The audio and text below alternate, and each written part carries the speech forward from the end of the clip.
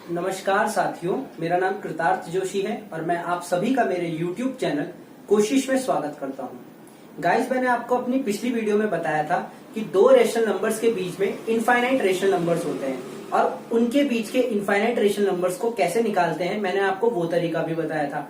आज हम फिर से वही करने जा रहे हैं।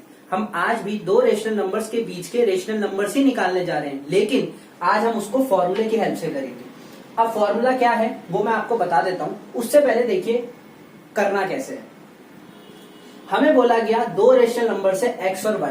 मान लीजिए हमारे पास दो रेशनल नंबर्स हैं x और y, जिसमें y x से बड़ा है। याद रखिएगा कि y x से बड़ा है। क्वेश्चन में भी हमें बड़ा नंबर ढूंढना है, दो नंबरों के बीच में बड़ा नंबर ढूंढना है। तो हमारे पास दो रेशनल नंबर्स हैं x और y, जिसमें y किससे बड़ा है? x से बड़ा है। और हमें इन दोनों रेशनल नंबर्स के बीच में n रेशनल नंबर्स इंसर्ट करने हैं। हमें इन दोनों के बीच में n रेशनल नंबर्स इंसर्ट करने हैं। तो दो रेशनल नंबर है x एंड y, जिसमें y x से बड़ा है और n रेशनल नंबर्स इनके बीच के हमें इसमें पुट करने हैं। अब करना कैसे? हमें सबसे पहले d निकालना है। d कैसे निकलेगा? y minus x upon n plus one. d कैसे निकलेगा? y minus x upon n plus one. ये इक्वेशन आपको याद होनी चाहिए या ये फॉर्मूला आपको याद होना चाहिए। तो d कैसे निकलेगा? y minus x upon one. Guys, y भी हमारे पास क्वेश्चन में है, x भी हमारे पास क्वेश्चन में है और n भी हमारे पास क्वेश्चन में है। x और y तो दो रेशनल नंबर है जिनके बीच के हमें रेशनल नंबर्स निकालने हैं, और n जितने रेशनल नंबर इनके बीच के निकालने हैं। मान लीजिए अगर मेरे को बोला गया कि 5 रेशनल नंबर निकालने हैं इन दोनों के बीच में, तो n की वैल्यू 5 हो जाएगी। अगर 10 बोला गया तो n की वैल्यू 10 हो जाएगी। तो d कैसे निकलेगा? हमको y में से x को माइनस करना है upon n plus one. n मैंने बताया जितने रेशनल नंबर होते हैं वही n की क्या होती है? वैल्यू। d निकलने के बाद हमारा काम क्या है? जितने रेशनल नंबर पूछे गए हैं उनको इस फॉर्म में पुट करते रहना है। जैसे x हमारे पास क्वेश्चन में है ही, d हमने यहां से निकाल लिया, तो x और उसमें d ऐड कर दीजिए। ये हमारा पहला रेशनल नंबर। फिर x हमारे पास है ही, जो d आया है उसको 2 से मल्टीप्लाई करिए और x में ऐड कर दीजिए, उससे हमारा दूसरा रेशनल नंबर आ जाएगा। फिर इसी प्रकार x हमारे पास क्वेश्चन में है ही और d हमने निकाला है, d को 3 से मल्टीप्लाई करके x में ऐड कर दीजिए। x प्लस 3d हमारा तीसरा रेशनल नंबर आ गया। इसी तरीके से हम कितने भी हम n तक क्या कर सकते हैं? रेशनल नंबर्स निकाल सकते हैं। गाइस, ये एक जनरल आइडिया है इस फॉर्मूले का। अब हम इस पे एक क्वेश्चन करेंगे और उससे समझेंगे कि ये फॉर्मूला कैसे यूज किया जाता है। मान लीजिए हमारे पास क्वेश्चन है कि हमें 5 रेशनल नंबर्स निकालने हैं 3/5 और 4/5 के बीच में।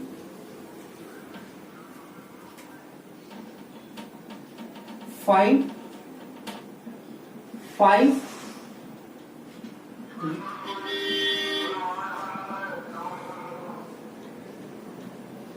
between 3/5 and 4/5। अब हम सबको पता है कि जिनका डिनोमिनेटर सेम होता है उन नंबर में छोटा बड़ा निकालना बहुत इजी होता है कि कौन सा नंबर छोटा है और कौन सा नंबर बड़ा है। लेकिन मैं उन क्वेश्चनों की भी बात करता हूं कि जिनमें डिनोमिनेटर सेम नहीं होगा, तो उसमें हमको x और y माने बड़ा नंबर और छोटा नंबर बताने में डिफिकल्टी होगी। तो हमारा सबसे पहला काम ये होता है कि हम इसको कहीं रफ में क्रॉस मल्टीप्लाई करें। मान लीजिए यहाँ पे रफ वर्क लिख लेता हूं मैं, ताकि आप लोगों को समझ आ जाए। रफ वर्क है, मुझे इन दोनों के बीच का अगर मेरे को बड़ा नंबर नहीं पता लग रहा है तो सबसे सिंपल तरीका मैं आपको बता देता हूं। 3/5 और 4/5 है, इन दोनों को क्रॉस मल्टीप्लाई करिए। इन दोनों को क्रॉस मल्टीप्लाई करिए, 3 की 5 से और 5 की इधर 4 से। तो 3 इंटू 5 15 या 3 इंटू 5 और 4 इंटू 5। तो गाइस देख लीजिए, ये इसका मल्टीप्लीकेशन 15 आया और इसका मल्टीप्लीकेशन 20 आया। तो जिसका मल्टीप्लाई करके नंबर बड़ा आता है, रिजल्ट बड़ा आता है, वही नंबर बड़ा हो जाता है। तो 4/5 3/5 से बड़ा है। तो इसका मतलब हमारा y क्या होगा? 4/5 और x क्या हो जाएगा 3/5। मैंने आपको बोला था y हमेशा बड़ा नंबर होगा और x हमेशा छोटा नंबर होगा। उसके बाद मैंने आपको बोला था d निकालेंगे। d निकालने का तरीका y minus x upon n plus 1। d की वैल्यू कैसे निकलेगी y minus x upon n plus 1। अब n क्या है, मैंने बोला था n जितने हमें रेशनल नंबर निकालने होते हैं वही n की वैल्यू हो जाती है। तो n यहाँ पे बोला गया है 5, तो n की वैल्यू क्या है 5 है। अब यहाँ पे वैल्यू पुट करके d की वैल्यू निकालते हैं। y कितना है हमारा 4/5 माइनस x कितना है 3/5 होल अपॉन n की वैल्यू 5 प्लस 1 और इसके अपॉन में 1। यहाँ पे कुछ कंफ्यूजन पैदा ना हो इसलिए मैंने 5 प्लस 1 के अपॉन में 1 कर दिया है। अगर मैं इसको आगे सॉल्व करूं तो 4/5 ऊपर वाले का अगर मैं एलसीएम लूं तो 5 ही एलसीएम आएगा। 4 माइनस 3 होल अपॉन 5 प्लस 1 कितना होता है 6/1। इसको अगर मैं और आगे सॉल्व करूं तो 1/5 अपॉन 6/1। अब गाइस इसको मैं आगे यहां पे रफ करके सॉल्व कर रहा हूं।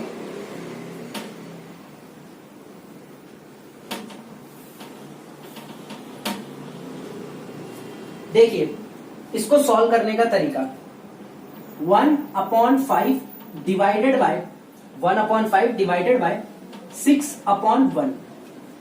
1/5 डिवाइडेड बाय 6/1।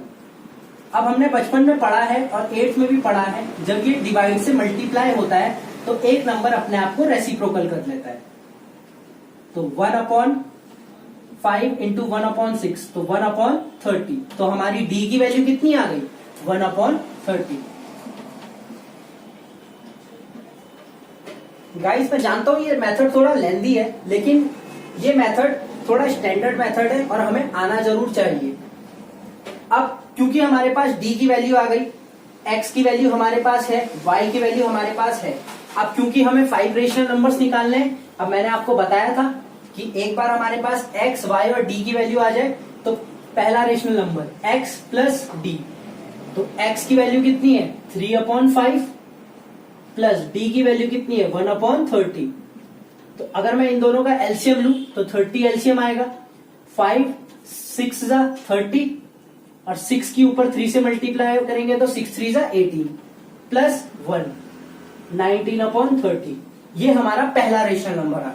इसके बाद x प्लस 2d, तो 3/5 ये x की वैल्यू प्लस 2 इंटू d की वैल्यू 1/30। 2 1 जा 2, 2 15 जा 30, तो 3/5 प्लस 2 1 जा 2/15।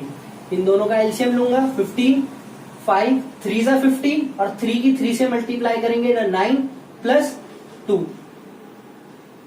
11/15। गाइज ये हमारा सेकेंड रेशनल नंबर आ गया।